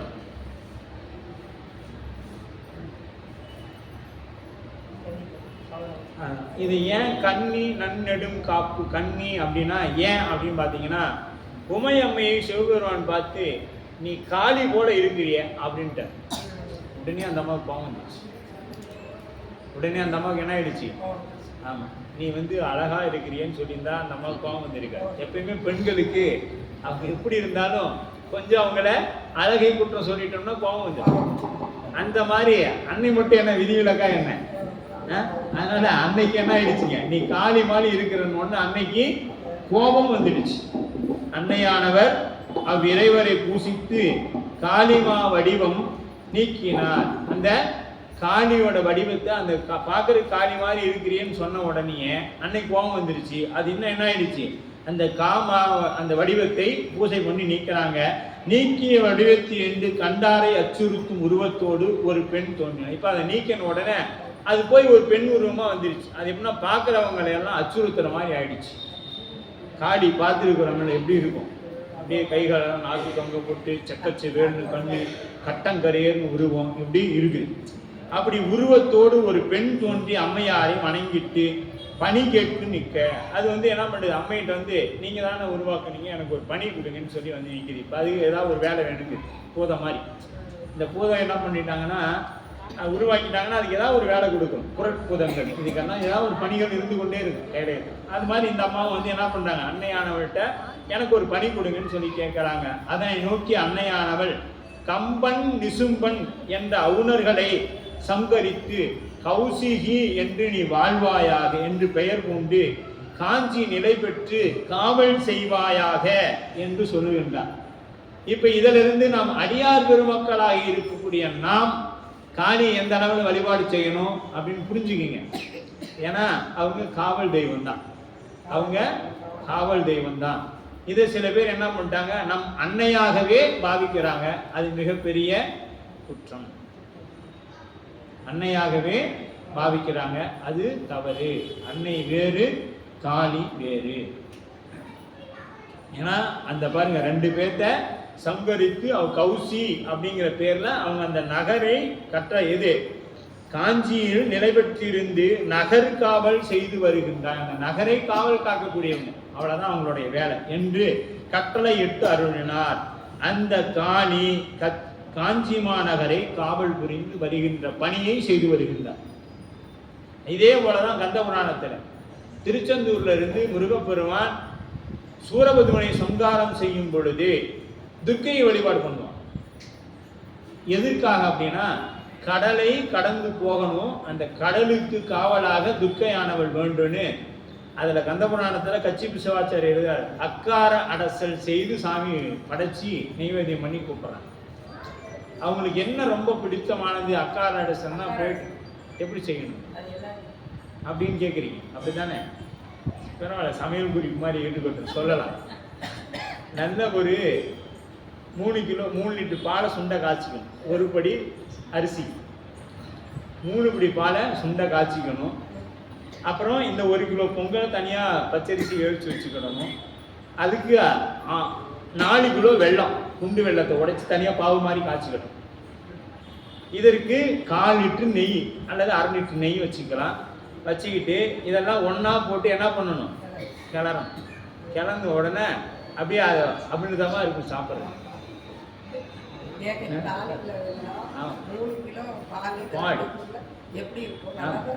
நல்ல சுண்டை காய்ச்சணும் பால். அதனால அதெல்லாம் ஊற்றி அந்த அரிசியில போட்டு கிளறிக்கணும். கிளறிக்கணும்னா இதுக்கு அக்காரோட செல்னு பேர். ஆனால் அற்புதமா இருக்கு. எப்பயாவது செஞ்சு ஆமா 1/2 லிட்டர் கூட ஊற்றணும். அதில் ஆனால் குறிப்பில் போய் பார்த்தீங்கன்னா 1 லிட்டர் ஊற்ற சொல்லியிருக்கு. ஆமா, 1 லிட்டர் அரிசிக்கு 1 லிட்டர் நெய் ஊற்றணும் அப்படின்னு சொல்லப்பட்டிருக்கு. அப்படி ஊற்றி சாப்பிட்டு பாருங்க, எப்படி இருக்கும், நல்லா இருக்கும். முருகன் அதை துர்க்கைக்கு செய்து தரார், துர்க்கைக்கு செய்து கொடுக்கிறார். செய்து கொடுத்து தான் காவலுக்கு கூப்பிட்றதா நம்ம கந்த புராணத்தில் சொல்லலாம். அந்த கந்த புராணத்தில் அக்கார அரசனை எப்படி செய்யணும்னு சொல்ல, இது நாம தனியாக பார்த்தது. அதை வைத்து சாமி வந்து கேட்குறாங்க அப்படின்னு சொல்லப்படுது. அப்படி கன்னி காத்திடாய் கன்னிகம் பெண்ணும் கவின் பெயருடையது கட்சி அப்படின்னு கந்தபுராணத்தை சொல்லுது. கந்தபுராணத்திலையும் என்ன பண்ணுது, கன்னி காத்தடார் கன்னி காப்பெண்ணும் காவி பெயருடையது கட்சி. இந்த கன்னி பெண்ணென்னும் கன்னி காப்பெண்ணும் பெயருடையதுங்கிறது கந்தபுராணத்திலையும் நமக்கு கச்சி விசுவாச்சாரியார் சொல்றாங்க. காஞ்சி மரத்தை காஞ்சி மரத்தை உடையதனால் காஞ்சி நகரம் என்று பெயர்பட்டது அப்படின்னு. திருப்பெரும் பெயரிருக்கை கோயிலின் பெயர் சிவபெருமான் எழுந்தருளிய இடம் என்க. இப்ப இந்த பெரும் பெயர் கடவுளின் கண்டு சிவஞான போதம் பாயிரத்தில் இருக்கும். பெரும் பெயர் கடவுட்கண்டு அப்படின்னு சொல்லி அதில் போற்றப்படும். காஞ்சி தானம், காஞ்சி மரமுள்ள இடத்திற்கு காஞ்சி தானம் என்று பெயர். அங்க எதுக்கு காஞ்சின்னு அதுக்கு பேர் வந்துச்சுன்னா அங்க காஞ்சி மரங்கள் நிறையாக இருந்தது. தன் நிழல் பிரியா காஞ்சி, சூரியன் உதயமாகும் பொழுது மேல் விழும் பொழுது இந்த மரத்தின் மேல் நிழல் அதனை பிரியாது அதன் அடியிலேயே அடங்கி நிற்கும். அப்ப எவ்வளோ பெருசு இருக்கும் பார்த்தீங்க.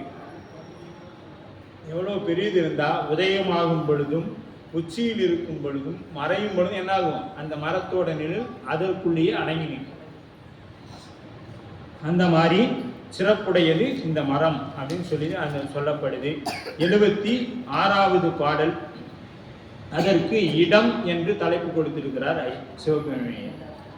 ஆமா, இடம் அப்படின்னு 76வது பாடலுக்கு மேல இடம்னு போட்டுக்கணும்.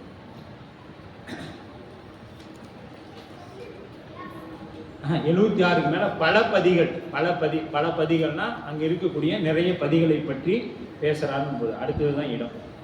மறைகளால் துதித்து அருந்தவம் புரிந்து மாறிலா நியமம் தலை நின்று முறைமையால் வரும் பூசனை செய்ய முனிவர் வானவர் முதல் உயிர் எல்லாம் நிறையும் அன்பினால் அர்ச்சனை செய்ய நீடு காமங்கள் அவருக்கருளி இறைவதாம் மகிழ்ந்து அருளிய பதிகள் என் இறந்த இத்திருநகர் எல்லை.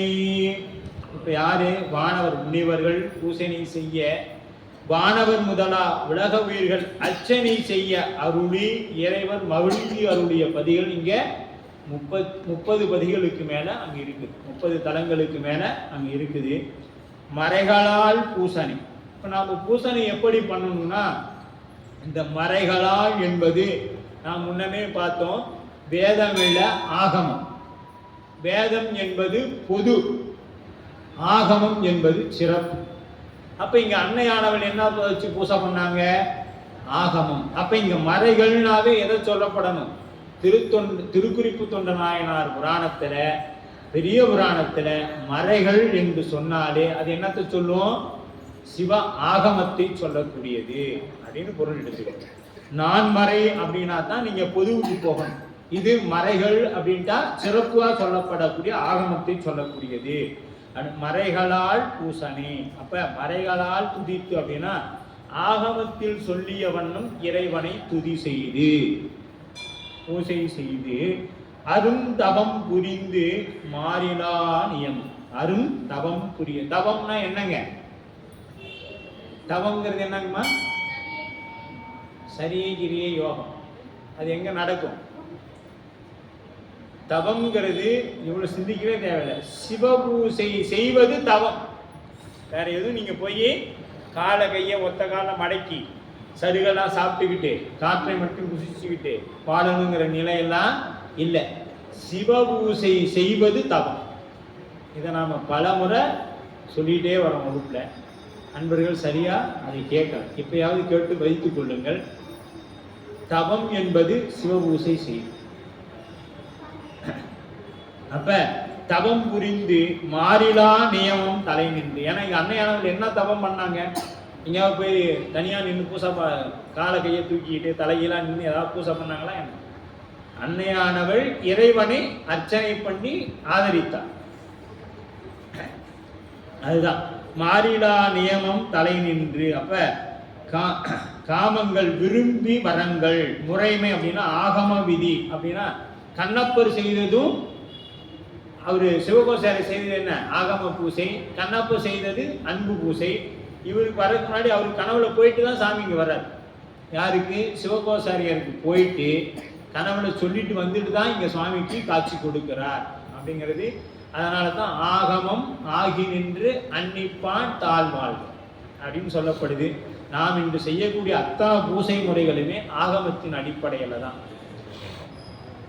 அதை நாம் இன்னும் சொல்ல போனா நம்ம ஆலயத்தில் சொல்லாமான்னு தெரியல, இருந்தாலும் சொல்லுவோம், ஏன்னா தவறா சொல்ல நினைக்க மாட்டாங்க. அதாவது ஆகமம் என்பதே தமிழகத்தில் தோன்றியதாக தான் சொல்லப்படுது. ஏன்னா வடக்கெல்லாம் போனீங்கன்னா உங்களுக்கு ஆகம பூசை இல்லை.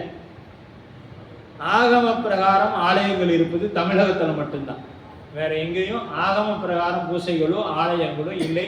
வடக்கு பக்கம் போனவங்களுக்கு தெரிஞ்சிருக்கும், இப்போ ஐயாவங்களுக்குலாம் தெரிஞ்சிருக்கும் இல்லைங்க. அங்கே எப்படி வேணாலும் பூசைகள் இருக்கும். இங்கே முறையாக இப்படித்தான் வழிபாடு செய்வதற்கே ஒரு முறை உண்டு, இப்படித்தான் நம்ம பண்ணணும் அப்படிங்கிற ஒரு முறைகள் எல்லாம் வகுத்து கொடுக்கப்பட்டிருக்குது. அது பின்பு ஏதோ காரணம் பொருட்டு மொழிமாற்றம் இருக்கலாம் அப்படின்னு மறைமலை அடிகள் சொல்லப்பட்டது. மறைமலை அடிகளா. அப்ப காமம் என்பது விரும்பிய வரம் கொடுப்பது காமம், கமங்கள் அப்படின்னு சொல்லுது. அப்ப ஒன்று ஓணகாந்தம் தலையுடி, அங்க இருக்கக்கூடிய ஆலயம் ஒன்று ஓணகாந்தம் தலையுடி, ஓணன் காந்தன் என்ற இரு அசுரர்கள் பூசித்த தலம், அதனால் அதற்கு ஓணகாந்தம் என்று பெயர். இங்க அதனாலதான் இதுக்கு பல பதின்னு சொன்னாங்க. பூசணைகள் செய்து முனிவர் அப்படின்னா. அடுத்தது கச்சி மேற்றலி விஷ்ணு பூசித்த தலம். இங்க இந்த பாடல்ல கச்சி மேற்றலி விஷ்ணு பூசித்த தலம். தக்கேரம் அப்படின்னா தக்கன் சாபித்து சாம மந்திரங்கள் துதித்த தலம், அதனால அதுக்கு தக்கேசம் என்று பெயர்.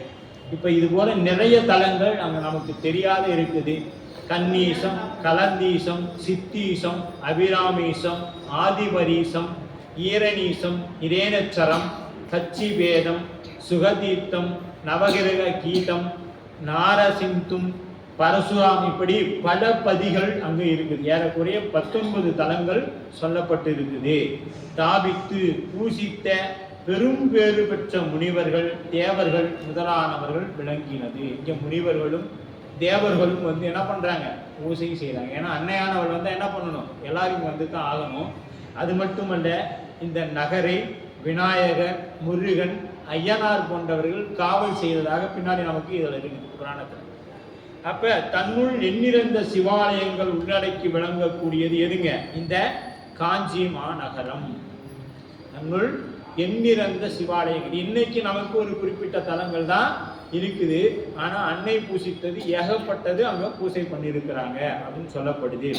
அடுத்தது 77வது பாடல்.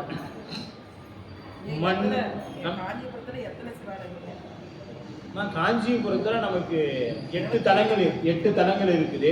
தொண்டைநாடு நாட்டுல மொத்தம் 34 தலங்கள் இருக்கு. நீங்க காலத்தி, திருவள்ளம் இதெல்லாம் சேர்த்தணும். ஆமாங்க.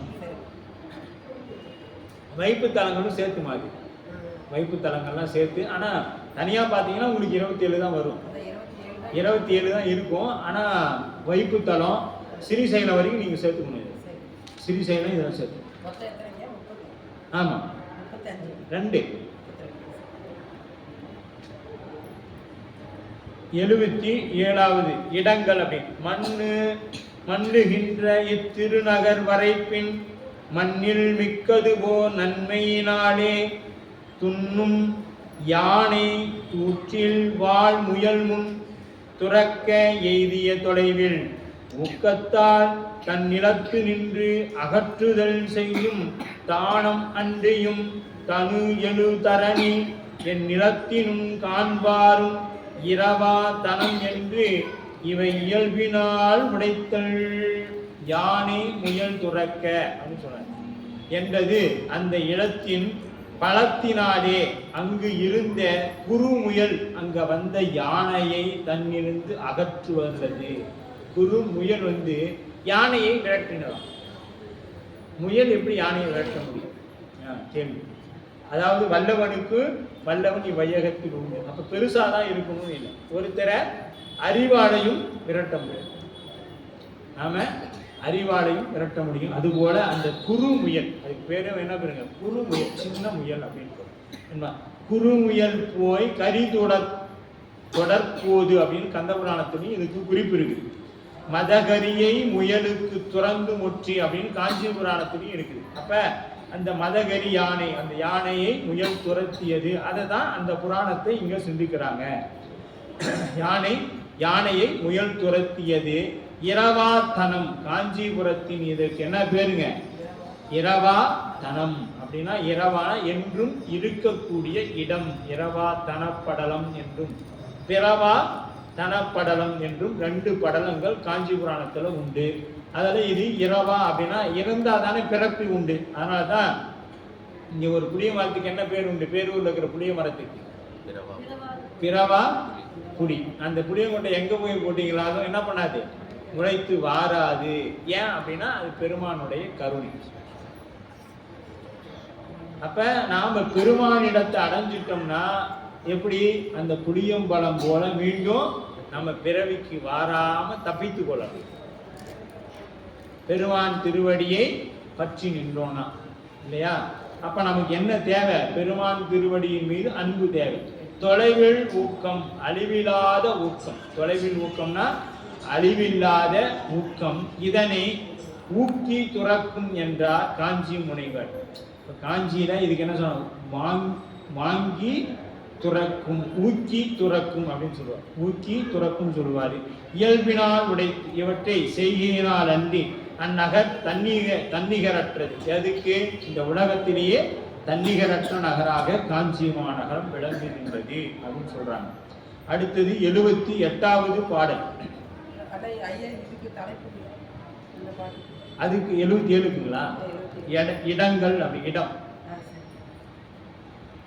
இதுக்கு தீர்த்தங்கள், மீண்டும் இதற்கு தீர்த்தங்கள்னு சொல்றார். 78வது பாடல்.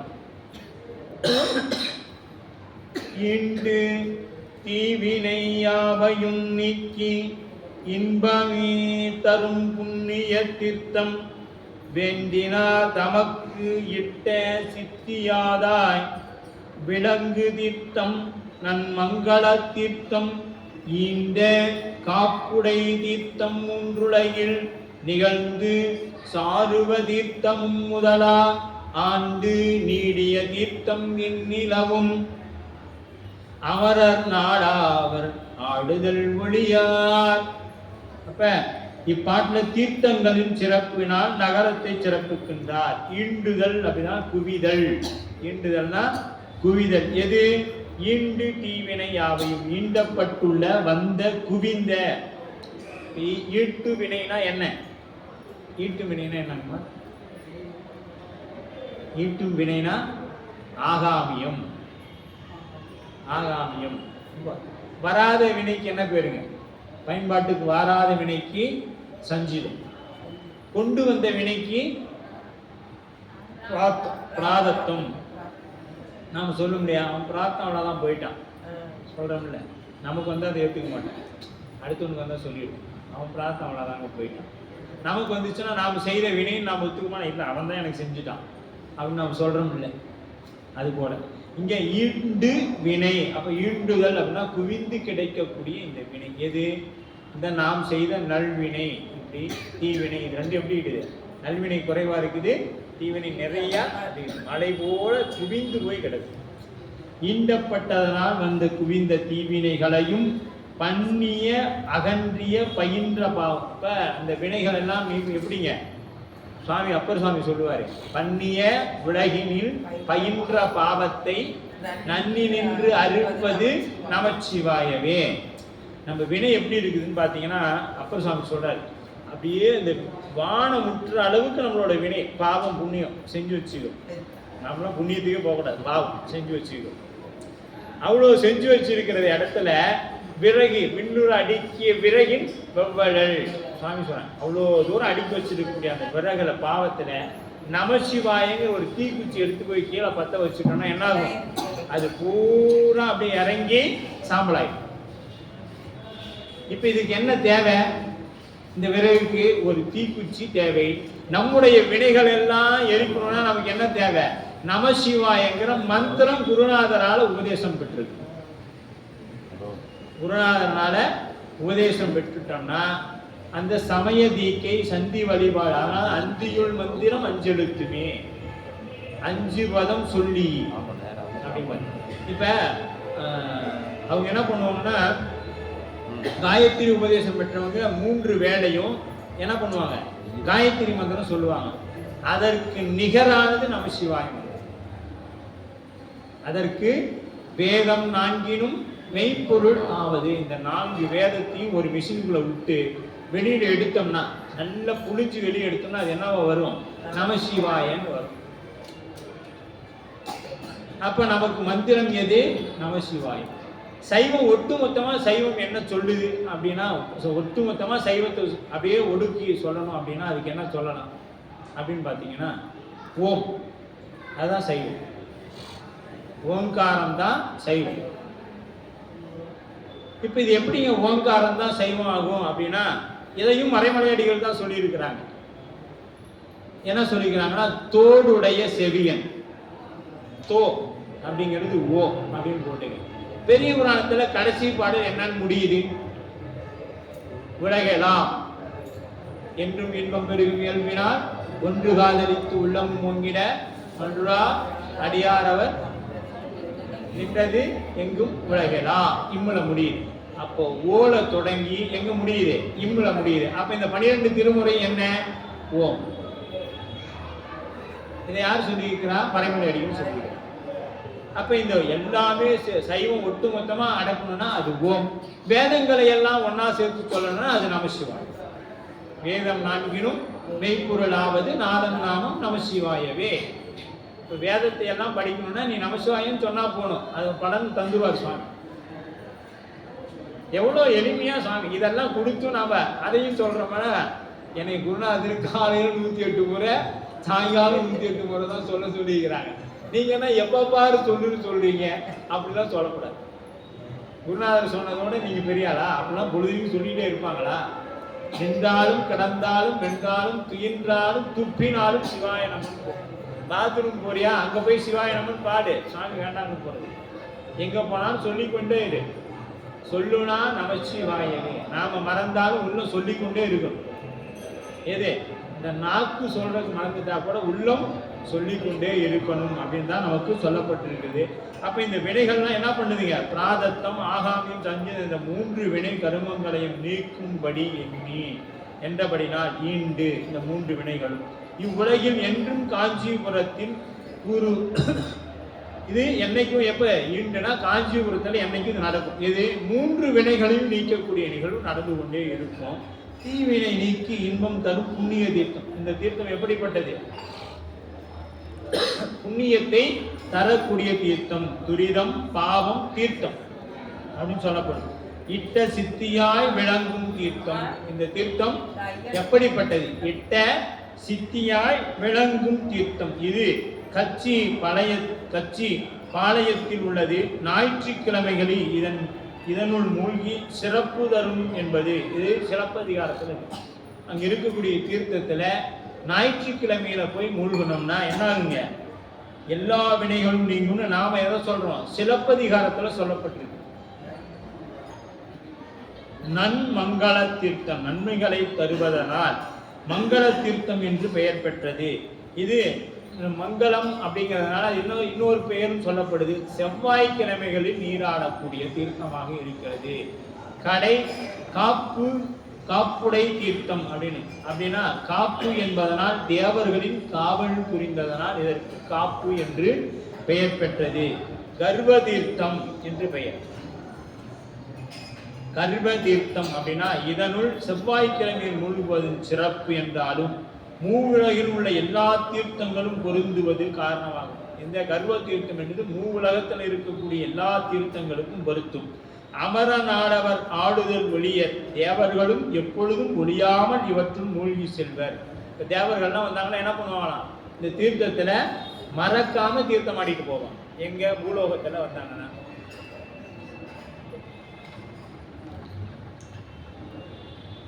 சரி, இதெல்லாம் சரிங்க. தீர்த்தமாடுன்னு சொல்லிக்கிட்டே இருக்கிறீங்க. நாங்களும் தீர்த்தம் ஆடுறோம். அப்புறம் போய் தீர்த்தம் ஆடுங்கிற பேரில் என்ன பண்ணுறோம், சோப்பு காகிதம், ஷாம்பு பேப்பர், அப்புறம் நம்ம வீட்டில் இருக்கக்கூடிய கிழிஞ்ச துண்டு இதெல்லாம் என்ன பண்றோம்? அலசக்கூடாது, கொண்டு போய் காவிரியில் போடுறோம், இதெல்லாம் போட்டுறோம். ஏன்னா அப்பதானே நம்ம இங்கெல்லாம் பண்ணோம்னா பாவம் குறைவு.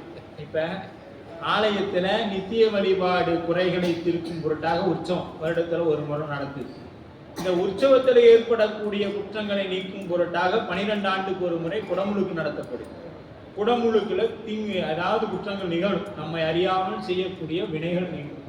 அதை நீக்கும் பொருட்டாக சமுத்திரங்கள்ல போய் நீராடும். அதனால தான் நம்ம முடிச்ச உடனே ஏதாவது சமுத்திரத்துக்கு போயிட்டு கடல்ல போய் நீராடணும்னு சொன்னோம்.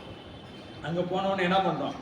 நம்மகிட்ட மனசுல இருக்கிற இப்ப காசிக்கு போனா எதாவது ஒன்று விட்டுட்டு வரணும்னா நம்ம ஆளுங்க என்ன பண்றாங்கன்னா நல்ல ஒரு கிழிஞ்ச ஆடையா கட்டிட்டு போயிட்டு ஆத்தா விட்டுட்டு வந்துடும் கங்கையில. அதை தூய்மைப்படுத்துறதுக்கு கோடிக்கணக்கில் இன்னைக்கு அரசு செலவு பண்ணிட்டு இருக்குது.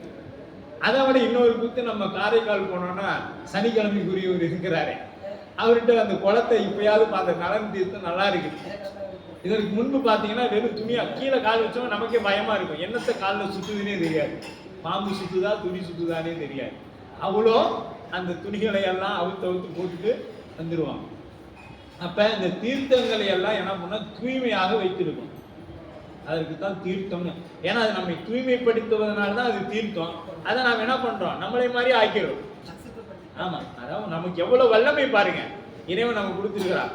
சார்ந்தது ஆன்மா சார்ந்தது வண்ணமாக நாம என்ன பண்றோம்? நம்ம சார்ந்ததையும் நம்மளை மாதிரி அழுக்காக்கிறோம். அது தூய்மைப்படுத்த வந்து அது என்ன ஆயிடுச்சு, கடைசியில அழுக்காகி போய் நிக்குது. அந்த அளவுல தான் இன்னைக்கு தீர்த்தங்களின் நிலை இருக்குது. நம்ம திருவெண்காடுலாம் இப்ப குடமுழுக்கு போய் முன்னாடி போய் பார்த்துருந்தீங்கன்னா 3 குளங்களும் எப்படி இருக்குன்னா பச்சை பசேல்னு இருக்கும். ஆனா அந்த 3 தீர்த்தங்கள் என்ன பண்ணுது? ஒருத்தனுக்கு பேய் பிடித்திருந்தா அந்த 3 குளத்தில் நீ நீராடினா பேய் போயிடுங்கிறார் சம்பந்த பெருமான். பேய் அடையா பிரிவெய்தும் வெள்ளையினோடு உள்ள நினைவு ஆயினவே வரம் பெறுவர் ஐயுற வேண்டா ஒன்றும் அந்த பதிகத்துல சொல்லுவான். ஒருத்தங்க பேய் பிடிச்சிருச்சுன்னா நீ அங்கெங்கெல்லாம் போயிட்டு இருக்காரு.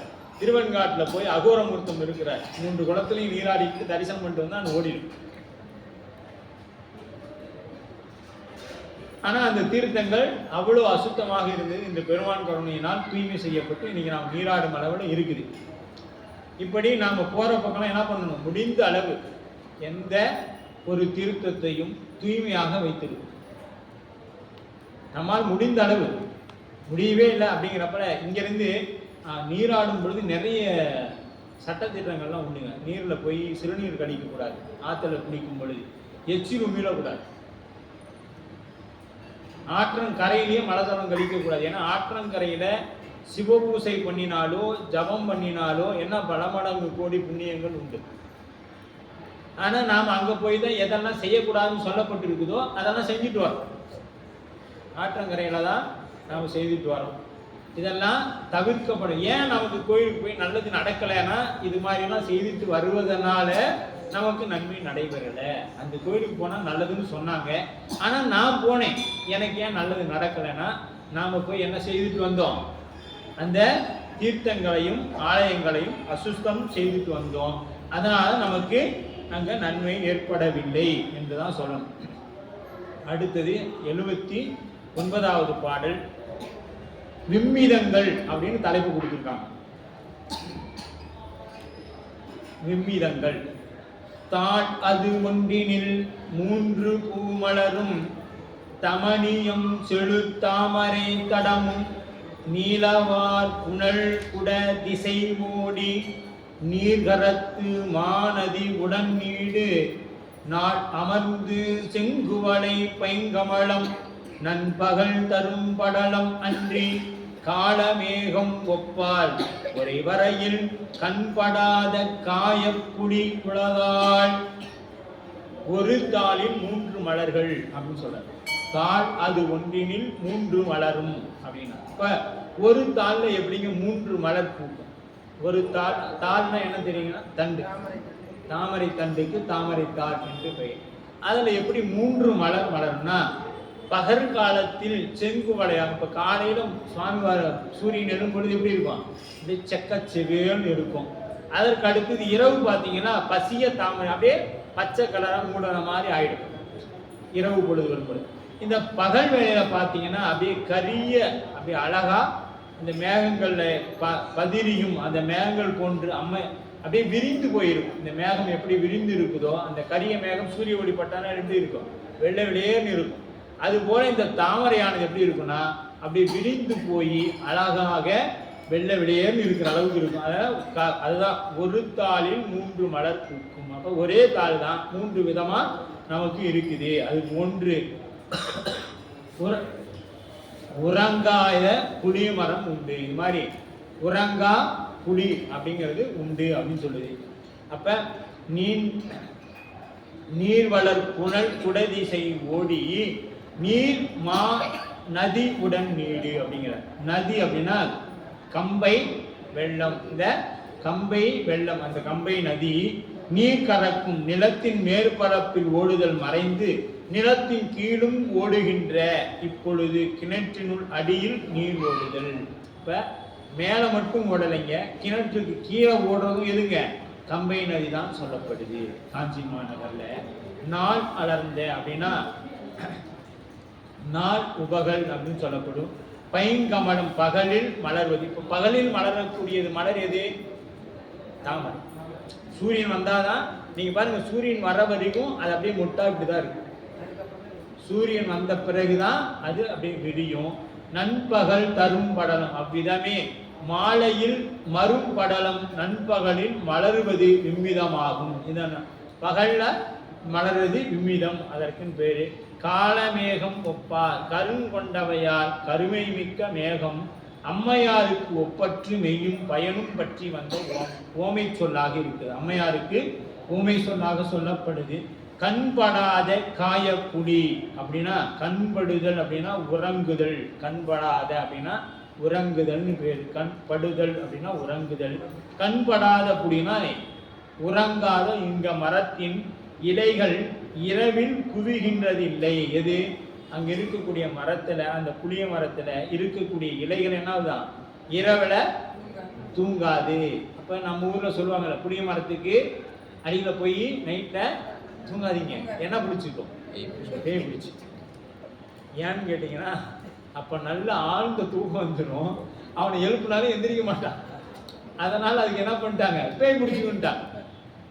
ஒருத்தர் நிம்மதியா இருந்தா அவனுக்கு என்ன போயிடும். அதனால பித்தன் என்று உலகவர் என்னை பகர் ஒரு காரணம் இது கேளுன்னார் மாணிக்கவாசன். என்னை உலகத்துல இருக்கிறனால பாக்குறான், அது ஆயிடுச்சு ஒரு வழி, அவ்வளவுதான் அப்படின்னு சொல்லிட்டாங்க சாமி அப்படிங்கிறார் மாணிக்கவாசக பெருந்தகை. அது போல கண்படாத புடி மரத்தின் இலைகள் இரவில் குவிகின்றது இல்லை என்பதாம். காயப்புடி காயத்திலேயே கனிதலும் இல்லை. அப்ப கனியும் அங்க வர்றது, அந்த புளிய மரத்தில் என்னதுங்க, கனியும் வர்றதில்லை. அதனால வருத்துண்டாகி முளவும் முளைத்தன. இங்க அப்படி வந்தாலும் இது என்னதுங்க, முளைக்காது. அந்த அங்க இருக்கிற புளிய மரத்துக்கு உதாரணம் தான் நம்ம பேரூர் பட்டீஸ்வர பெருமான் இருக்கக்கூடிய அந்த புலி அப்படின்னு சொல்லப்படுகிறது. இன்று அளவில் இன்றைய வகுப்பானது நிறைவு பெறுகிறது என்பதை தெரிவித்துக் கொண்டு அடுத்த வகுப்பானது நமக்கு வெள்ளிக்கிழமை வைத்துக் கொள்ளலாம். ஏன்னா அடுத்த சனி ஞாயிறு நிறைய முகூர்த்தங்கள் இருக்குது. நம்மளுடைய திருக்கூட்டத்திற்கு உறுதுணையாக இருக்கக்கூடிய, நம்முடைய திருக்கூட்டத்துக்கு மட்டுமல்ல பவானி திருக்கூட்டத்திற்கும் திருவையார் நடக்கக்கூடிய ஆடி நிகழ்வுகளுக்கும் நிறைய அன்னதானங்களை கொடுத்து கொண்டிருப்பாங்க. அவருக்கு அடைமொழியாகவே அரிசி சேகர் என்று சொல்லப்படும் ஐயாவுக்கு. அவருடைய இல்ல திருமணமானது எதிர் வருகின்ற ஞாயிற்று, அதாவது 23ஆம் தேதி ஞாயிற்றுக்கிழமை நடைபெற இருக்கின்றது. அதுல சனிக்கிழமை வரவங்களும் வரலாம், ஞாயிற்றுக்கிழமை அதாவது சனிக்கிழமையிலிருந்து அங்க நிகழ்வு சொல்லப்படுது.